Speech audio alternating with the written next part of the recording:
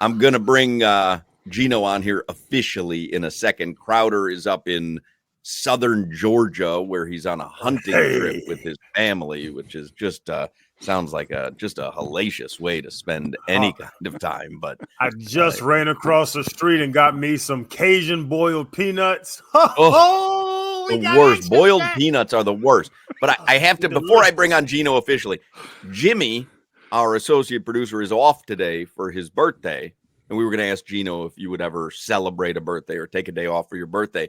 But as we were goofing on Jimmy for doing so, I got a DM from Nikki, the wife of W2 Roy, who says that W2 Roy has the gall to take off his birthday every year, even though he can't hold a job. Hey, boss, man, I got to go, boss. Gino, do you celebrate your birthday? Do you take a day off for your birthday? Do you care about your birthday at all? Mine is in August, but if you got it like that, you got it like that. I'm all right with W2 Roy taking a day off if he needs a day off. But do you celebrate your birthday? Is it a big deal for you? I don't know, a nice dinner. Maybe doesn't include boiled peanuts or anything, but a nice dinner.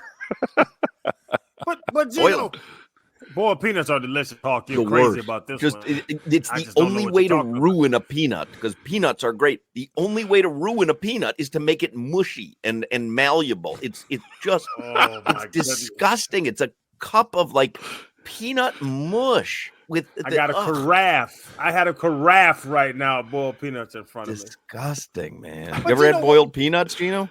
No, I'm with you on the that food take is right on. I don't like the moist peanuts. I like the dry roasted a little salt. Yeah, exactly. But what are we actually celebrating on our birthday? Because we had nothing to do with it. It was all our parents. Like, what are we celebrating? I think it's just an excuse. I think just have a nice meal. That's right. That's an Aperol spritz. I like to make an excuse. I like to concentrate on 401ks. Okay. Let me. All right. Fair enough. You can't argue that. Let me. Yeah, that's like. Let me hear it for the truth. Do you look for donations during your birthday? For your he would love it. He would love it. Listen. Oh, you have a beautiful tie, Gucci watch. I want the money. Give me money. Actually, with all that 1099 income, you should be using a SEP IRA because then you can defer 13% of that income into your own self-directed account. My SEP is stupid, and I have my kids as employees. Then you should be doing a Roth IRA for them because then it's tax-free for their life. 529s instead of. Let us know. We got it set up over here. Bougie show this is. Please do not buy or sell securities. because one of us speaking right now is licensed, and I don't know if I would get in trouble. Don't give out any financial advice during this segment.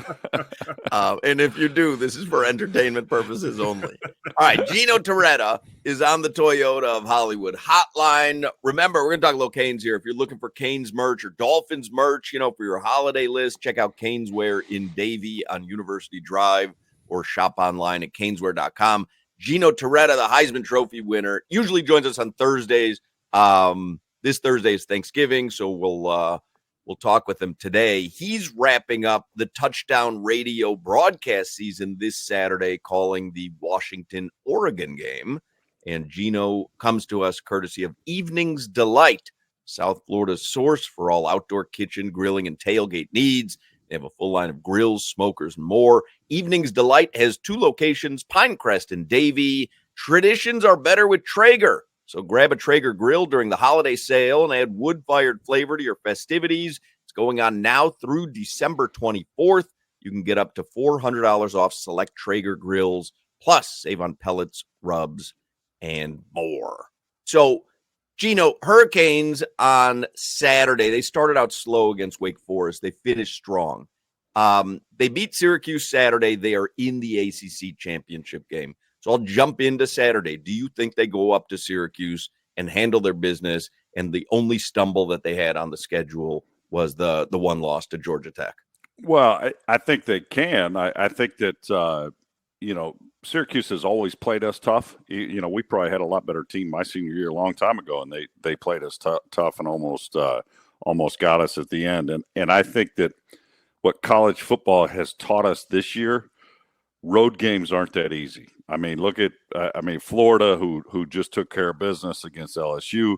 You go on the road against any conference foe, you have an advantage, and you don't have to travel, all that sort of stuff, and it has been a nightmare. I mean, Alabama's lost some road games, probably questionable, and I think it has, at least this season, has kind of turned out to more NFL. When you go on the road, man, you're kind of behind it. So I think they got to be, they can't. I'm sure they're working on the special teams. That kick return is obviously, coaches can't stand the free 7 points on a kick return.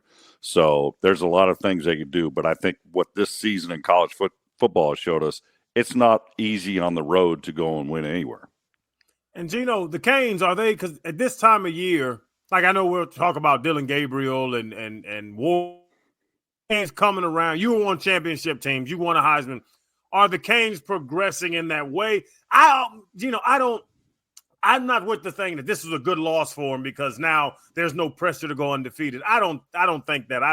I really argue about that. But are they progressing in the right fashion to head into this college football playoffs with, honestly, nobody really knowing, no coach knowing, no team knowing how this happens? But are they on that right path to be ready to play in that tournament?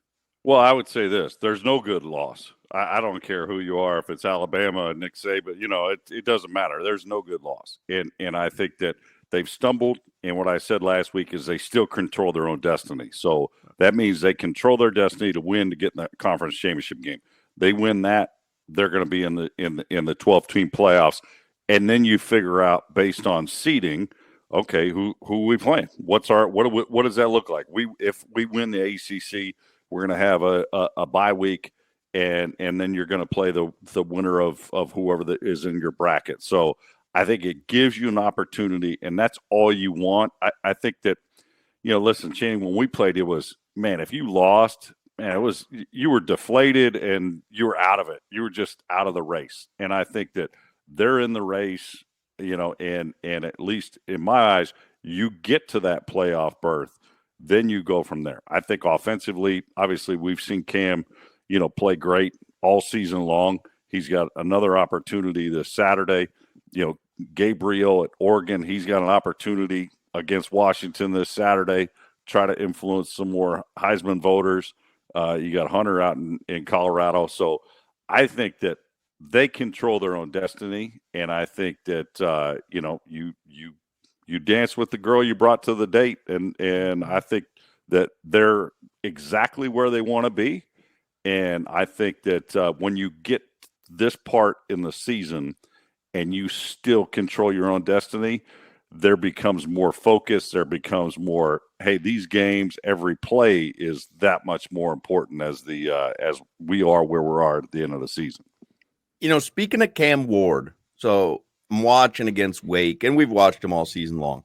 I think one of his greatest attributes, there was a drop back, and he's waiting for a receiver to get open, and he literally goes flat foot for a couple of beats and just stands there, and then he starts moving again. One of his greatest attributes, which is what I think puts him in the Heisman hunt, is that he will wait for a play to develop or a receiver to get open, and he trusts the O-line.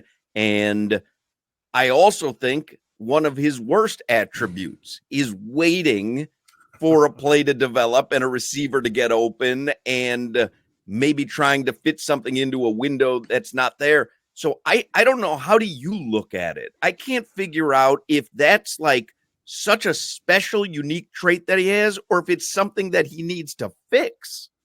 I would say this. I would love to see his heart rate during a play. I know golfers, they try to measure, like, all right, when they got a putt for the major and what their heart rate is when they're kind of down the stretch. But I agree with you. That play where he just went flat-footed, like, I could never do that. I mean, you watch, Peyton Manning always kind of had, they call it nervous feet, or it was always kind of moving to be ready to move or throw. And he just went dead still in the middle of a play. I would also agree with you. He doesn't get in trouble when he lets a play develop because his offensive line has done a great job protecting him. They let plays develop down the field. Where he gets in trouble is trying to force a play where there's not a play. I mean, defenses are out there. They're on scholarship too. And at times they can have the right defense called at the right time. And there just isn't somebody to throw it to, and better to throw it away. I think the one where he was kind of scrambling around, he tossed it, sideways, and then it was a bad interception. Those are the ones that you can have, and especially in a conference championship game if they get there, and in a playoff game if they get there, is those are the kind you can't lose a possession with a turnover in with the clock rules now in college football. But those are the kinds of things, and you hold your breath. But it's pretty amazing though, Hawk. I would agree with you where he just went dead still, and it's like, I've never seen that. Are they still playing? Did the other team fall down? Is he still playing in this play? Yeah, and it would be right now, even in the Heisman race, you brought up Gabriel and Ward quarterbacks. I know the running back with Genty. That joker's he scores 3-4 rushing touchdowns a game. Like, he can play too. I don't care about stats. When I watch Ray Lewis play, when I watch Zach Thomas play, when I watch right now Fred Warner play and Patrick Queen with the Ravens, when I watch those linebackers play, I'm like, that's the best linebacker on the field right now. Between those two guys, because Dillon Gabriel is not a slouch, but between him and Cam Ward, who jumps off the screen when you say that's what a quarterback is supposed to look like? Personally, I'd take Cam. I think the accuracy downfield, I think, timing. I told you last spring, I was like, this kid's got it. Yeah. And it doesn't, like where you watch a linebacker, you can watch a guy warm up and you're like, man, that dude's got some athleticism. He's got some lean in the hips. He's got some bend. And you can see that right away. And that's exactly what I saw with Cam. I think that Cam really, even though they lost the Georgia Tech game, he didn't have an off game. I mean, he still threw for 3-something and 3 tutties. So I think Gabriel's had some off games. He struggled in a big-time game against Wisconsin. Oregon still won on the road, and it was a tough game. People were kind of knocking him for that. But listen, they're going to have a couple more opportunities, and that may be advantageous because I think the other front runner is Travis Hunter, which, I mean, to play 100 plays in a game every week, this kid is playing both. I mean, he's amazing. He's the best receiver on the team, he's the best DB on their team, and he has done that every week. If Colorado doesn't get to their conference championship game, and it's that marquee matchup where all eyes are watching, that he might not have that opportunity to seal the deal, because we haven't got a ballot yet. I mean, you don't get the ballot. They're going to email it to us, I think probably after this weekend, and you'll get it basically right before the conference championship game to be able to fill out. So I think that, these next couple weeks are big for all of them. And even Genty, because, he's been playing lights out. It's like they were kind of fooling around with a team a couple weeks ago. It was like, oh, yeah, that's right. We have a good running back on our team. And then, he just busts through and scores and leads them to victory. So I think that the race is far from over, and all those guys have a couple opportunities. You hope they have a couple opportunities. I mean, I just love you want to watch a kid at this point in time go out and have performances that win the trophy and make people vote for him.